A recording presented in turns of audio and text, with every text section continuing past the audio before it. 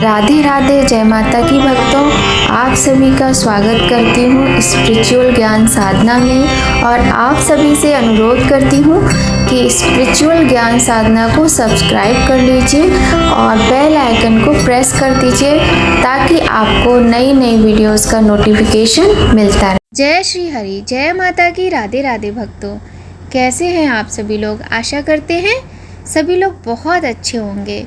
प्रिय भक्तों, आज है कामदा एकादशी। आप सभी को कामदा एकादशी की हार्दिक शुभकामनाएं। वैष्णव संप्रदाय के लोग ज़्यादातर एकादशी का व्रत करते हैं। एकादशी यह ऐसी तिथि है जो महीने में 2 बार आती है, एक बार शुक्ल पक्ष और एक बार कृष्ण पक्ष में। हर पक्ष में आने वाली एकादशी व्रत का महत्व अलग होता है। हर एकादशी व्रत की कथा अलग अलग होती है। आज की वीडियो में हम आप सभी को कामदा एकादशी व्रत की कथा सुनाने वाले हैं। भक्तों, आप सभी लोगों से नम्र निवेदन है कि सभी लोग पूर्ण श्रद्धा भाव के सहित भगवान को स्मरण करते हुए, उनका नाम जप करते हुए इस सुंदर पावन अत्यंत पुण्यदायी कथा का श्रवण अवश्य कीजिएगा। क्योंकि जब हम कोई भी व्रत रखें या ना रखें, किंतु यदि हम नाम जप करते हैं, भगवान की कथा आरती का श्रवण करते हैं, तो हमें उतना ही पुण्य प्राप्त होता है। आइए भक्तों, प्रारंभ करते हैं आज की ये सुंदर कथा। बोलिए गणेश भगवान की जय, गौरी शंकर भगवान की जय, लक्ष्मी नारायण भगवान की जय। सबसे पहले हम भगवान के नाम का थोड़ा सा भजन कर लेते हैं। श्रीमन नारायण नारायण नारायण, भजमन नारायण नारायण नारायण, लक्ष्मी नारायण नारायण नारायण, श्रीमन नारायण नारायण नारायण।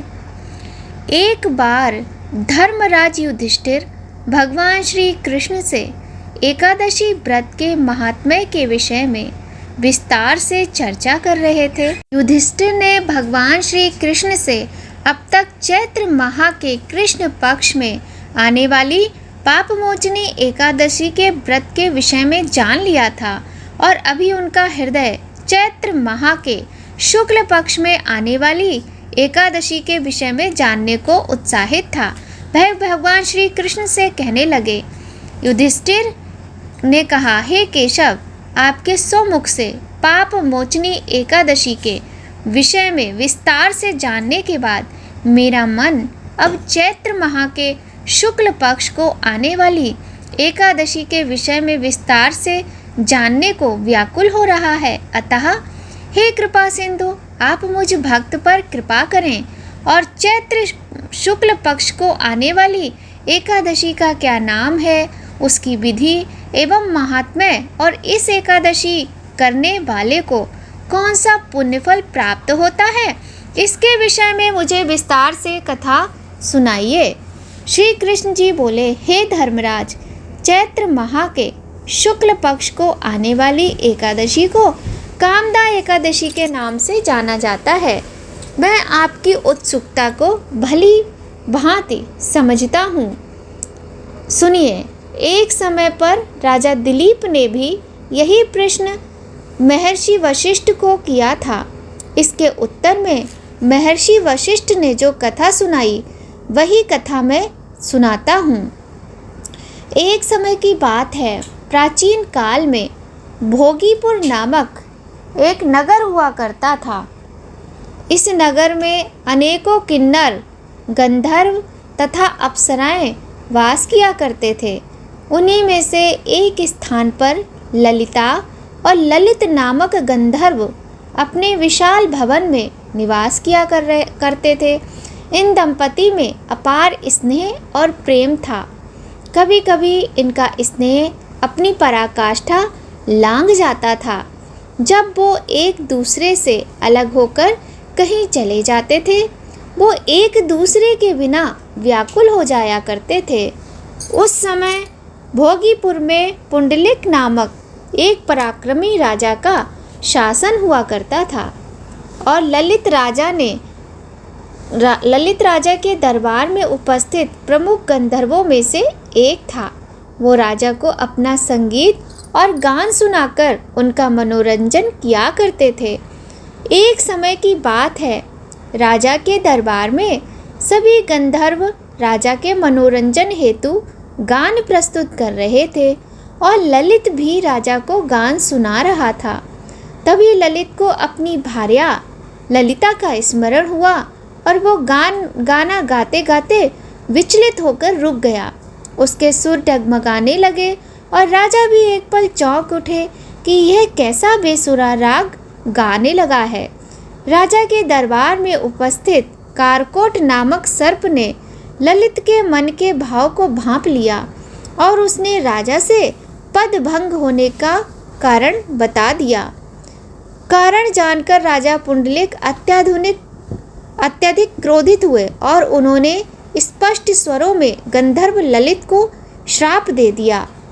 पुंडलिक ने कहा, दुष्ट गंधर्व, तू मेरे सामने गान प्रस्तुत करते समय अपनी भार्या को स्मरण कर रहा है, अतः तू नरभक्षी दैत्य बनकर अपने कर्म का फल भोग। राजा पुंडलिक के श्राप से गंधर्व ललित उसी क्षण विशालकाय दैत्य में परिवर्तित हो गए और उनका मुख अति भयंकर, नेत्र सूर्य और चंद्रमा की भांति प्रदीप्त और उनके मुख से अग्नि की ज्वालाएं निकलने लगीं। उनकी नासिका पर्वत की कंदरा के समान विशाल हो गई और गर्दन पर्वत के समान लगने लगी। केश पर्वतों पर उगे उस वृक्ष के समान लगने लगे और भुजाएं अत्यंत विकराल और लंबी हो गईं। देखा जाए तो उनका शरीर 8 योजन के विस्तार में फैल गया था।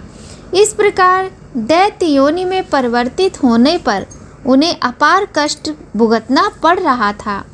भार्या ललिता को जब यह वृतांत पता चला, वो अत्यंत दुखी होकर जमीन पर मूर्छित होकर गिर पड़ी। मूर्छा जाने पर वो अपने स्वामी के नाम से विलाप करने लगी और इस यातना से अपने स्वामी को कैसे निजात दिलाए उसके यत्न सोचने लगी। गंधर्व ललित दैत्य योनि में परिवर्तित होने पर अपार दुख को सहते हुए नगर से दूर घने वन में चले गए। अपने स्वामी के गृह में भार्या ललिता भी उनके पीछे पीछे वन में जाने लगी। अपने स्वामी के पीछे पीछे वन वन विचरती हुई ललिता विंध्याचल पर्वत पर आ पहुंची, जहां महर्षि श्रृंगी का आश्रम स्थित था। आश्रम को देख ललिता विलाप करती हुई महर्षि श्रृंगी के आश्रम के अंदर जा पहुंची। महर्षि श्रृंगी उस समय अपनी साधना में लीन थे। ललिता विलाप करती हुई महर्षि श्रृंगी के चरणों में गिर गई और अपने स्वामी को पुनः गंधर्व योनि में परिवर्तित कैसे करे उसकी याचना करने लगी। ललिता की याचना सुन महर्षि श्रृंगी अपनी साधना से बाहर आए और ललिता को अपने चरणों में गिरा हुआ देख कहने लगे। महर्षि श्रृंगी कहने लगे, हे सुभगे, तुम कौन हो और यहाँ किस कार्य से आई हो? ललिता ने कहा, हे महात्मा, मेरा नाम ललिता है। मेरे स्वामी पुंडलिक के श्राप से दैत्य योनि में परिवर्तित हो गए हैं, अतः मैं बहुत दुखी हूँ। हे मुनिश्रेष्ठ, आप मेरे स्वामी का उद्धार कैसे हो, इसका उपाय बताएं। ललिता की दीन बाणी सुन महर्षि श्रृंगी बोले, हे गंधर्व कन्या, चैत्र माह के शुक्ल पक्ष की एकादशी आने वाली है। इसे कामदा एकादशी भी कहते हैं। पुत्री, ये एकादशी सर्व पाप नाशनी है और इसका व्रत करने से सभी कार्य सिद्ध होते हैं। अतः तुम भी अपने स्वामी की मुक्ति के लिए यह व्रत करो और व्रत की समाप्ति पर इस व्रत से प्राप्त हुए पुण्य फल को अपने स्वामी को अर्पित कर दो। इस व्रत के पुण्य फल के प्रभाव से निश्चित रूप से तुम्हारे पति को दैत्य योनि से मुक्ति प्राप्त होगी और राजा पुंडलिक का श्राप भी शांत हो जाएगा। महर्षि श्रृंगी के परामर्श से ललिता ने अपने स्वामी के उद्धार के लिए कामदा एकादशी का व्रत रखा। व्रत उसने पूरी निष्ठा और श्रद्धा से पूर्ण किया और ब्राह्मणों की उपस्थिति में हाथ में जल लेकर संकल्प लेते हुए प्रभु श्री विष्णु का ध्यान धर उसने कहा, हे कृपा सिंधु, आपकी कृपा से मैं ये कामदा एकादशी व्रत पूर्ण कर पाई। अतः अपने इस व्रत का पुण्य फल मैं अपने स्वामी को अर्पित करती हूँ और प्रार्थना करती हूँ कि वो अपनी दैत्य योनि से मुक्त हों। व्रत के पुण्य फल को अर्जित करते ही वहाँ ललिता अपनी दैत्य योनि त्याग कर पुनः गंधर्व योनि में परिवर्तित हो गए। वह पुनः सुंदर वस्त्र आभूषणों से सुसज्जित होकर भार्या ललिता के साथ विहार करने लगे और अंत में स्वर्ग लोक चले गए। इस प्रकार कथा का समापन करते हुए वशिष्ठ मुनि जी ने कहा, हे राजन, ये एकादशी का व्रत समस्त पापों को हरने वाला है। इस व्रत को पूरी विधि विधान से पूर्ण करने पर दैत्य, दानव, राक्षस योनि में अपने पाप भुगत रहे प्राणियों की स्वतः ही मुक्ति हो जाती है। पूरे संसार में इसकी बराबरी करने वाला कोई दूसरा व्रत नहीं है। इस व्रत कथा के पठन या श्रवण मात्र से वाजपेयी यज्ञ का फल प्राप्त होता है। श्री कृष्ण के श्रीमुख से संपूर्ण कथा का वर्णन सुनने के पश्चात राजा युधिष्ठिर तृप्त हुए। बोलिए श्री हरि भगवान की जय। बोलिए लक्ष्मी नारायण भगवान की जय। प्रिय भक्तों, यह थी कामदा एकादशी व्रत की कथा। एकादशी व्रत में हमें कथा सुनना चाहिए, साथ ही हमें भगवान विष्णु के नामों का उच्चारण करना चाहिए और श्री हरि के नाम का जप करना चाहिए। विष्णु चालीसा का पाठ, विष्णु सहस्त्र नाम का पाठ, गजेंद्र मोक्ष का पाठ भी हमें पापों से मुक्ति दिलाता है। आइए भक्तों, अब हम करते हैं विष्णु चालीसा का पाठ। विष्णु सुनिए विनय सेवक की चित लाए, कीरत कुछ वर्णन करूं दीजय ज्ञान बताए। नमो विष्णु भगवान खरारी, कष्ट नशावन अखिल बिहारी। प्रबल जगत में शक्ति तुम्हारी, त्रिभुवन फैल रही उजियारी। सुंदर रूप मनोहर सूरत, सरल स्वभाव मोहिनी मूरत। तन पर पीताम्बर अति सोहत, बैजंती माला मन मोहत। शंख चक्र गदा विराजे, देखत दैत्य असुर दल भाजे। सत्य धर्म मद लोभ न गाजे, काम क्रोध मद लोभ न छाजे। संत भक्त सज्जन मन रंजन, धनुज असुर दुष्टन दल गंजन। सुख उपजाए कष्ट सब भंजन, दोष मिटाए करत जन सज्जन। पाप काट भव सिंधु तारण, कष्ट नाश कर भक्त उबारण। करत अनेक रूप प्रभु धारण, केवल आप भक्ति के कारण। धरण धेनु बन तुम्हें पुकारा, जब तुम रूप राम का धारा। भार उतारे असुर दल मारा, रावण आदिक को संहारा। आप बराह रूप बनाया है, न्याक्ष को मार गिराया। धर्म तस्य धन सिंधु बनाया, 14 रत्नन को निकलाया। अमिलक असुरन द्वंद्व मचाया, रूप मोहनी आप दिखाया। देवन को अमृत पान कराया, असुरन को छवि से बहलाया। कूर्म रूप धर सिंधु मजाया, मंद्राचल गिर तुरंत उठाया। शंकर का तुम फंद छुड़ाया, भस्मासुर को रूप दिखाया। वेदन को जब असुर डुबाया, कर प्रबंध उन्हें ढूंढवाया। मोहित बन कर खलई नचाया, उसे कर से भस्म कराया। असुर जलंधर अति बलदाई, शंकर से उनकी ने लड़ाई। हार पार शिव सकल बनाई, कीन सती से छल खल जाई। सुमिरन कीन तुम्हें शिव रानी, बतलाई सब विपत कहानी। तब तुम बने मुनीश्वर ज्ञानी, वृंदा की सब सुरत भुलानी। देखत 3 धनुज शैतानी, वृंदा आए तुम्हें लपटानी। हो स्पर्श धर्म छतिमानी, हना असुर उर शिव शैतानी। तुमने ध्रुव प्रहलाद उबारे, हिरण्याकुश आदिक खल मारे। गणिका और अजामिल तारे, बहुत भक्त भव सिंधु उतारे। हरौ सकल संताप हमारे, कृपा करो हर सिरजनहारे। देखो मैं निज दर्श तुम्हारे, दीन बंधु भक्तन हितकारे। चाहते आपका सेवक दर्शन, करऊँ दया अपनी मधुसूदन। जानू नहीं योग जप पूजन, होय यज्ञ स्तुति अनुमोदन। शील दया संतोष सुलक्षण, विदित नहीं व्रत बोध विलक्षण, करऊँ आप किस विधि पूजन, कुमति विलोक होत दुख भीषण। करऊँ प्रणाम कौन विधि सुमिरन, कौन भांति मैं करऊँ समर्पण। सुर मुनि करत सदा शिवकाई, हर्षित रहत परम गति पाई।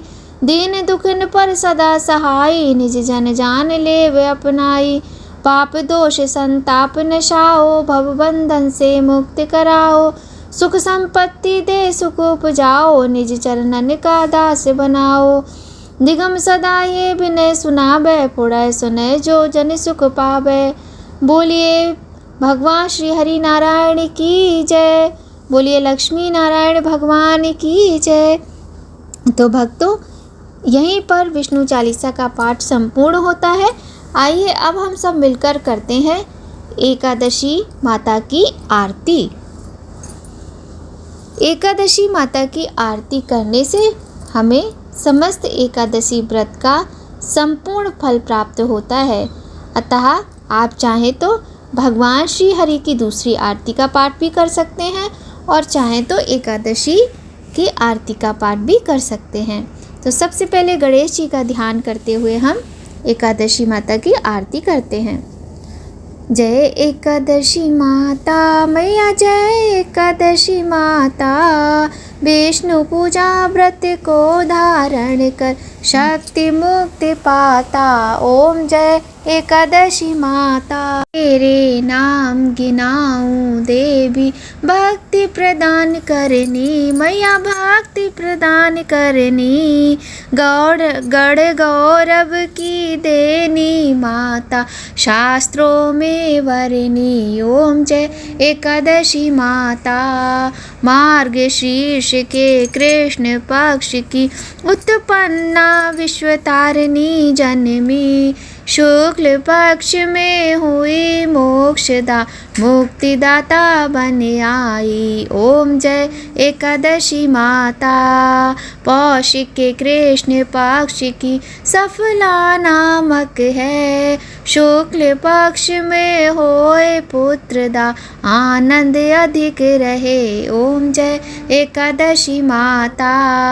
नाम षट तिला माघ मास में कृष्ण पक्ष आवे मैया, कृष्ण पक्ष आवे। शुक्ल पक्ष में जया कहावे, विजय सदा पावे। ओम जय एकादशी माता। विजया फागुन कृष्ण पक्ष में शुक्ला आमल की, पाप मोचनी कृष्ण पक्ष में चैत्र महाबल की। ओम जय एकादशी माता।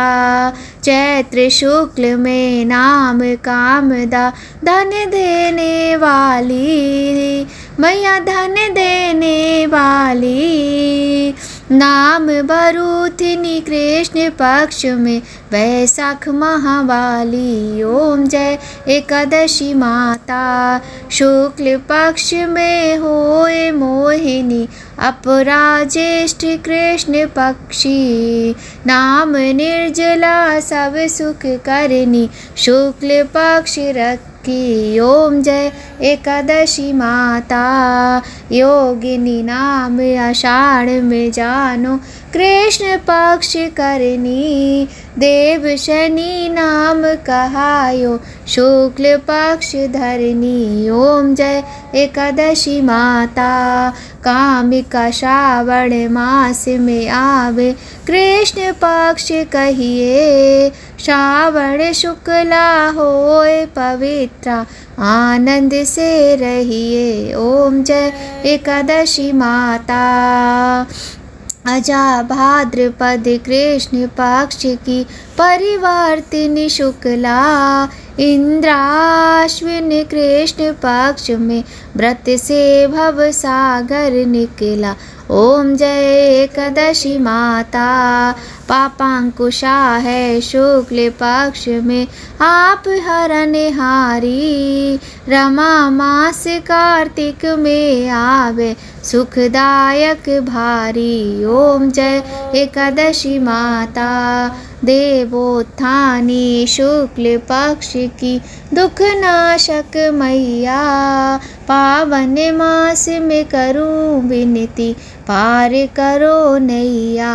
ओम जय एकादशी माता परमा कृष्ण पक्ष में होती जन मंगल करनी। शुक्ल पक्ष में होए पद्मिनी दुखदार हरिणी। ओम जय एकादशी माता जो कोई आरती एकादशी की भक्ति सहित गावे मैया भक्ति सहित गावे। जन गुरु दिता स्वर्ग का वासा निश्चय वह पावे। ओम जय एकादशी माता मैया जय एकादशी माता।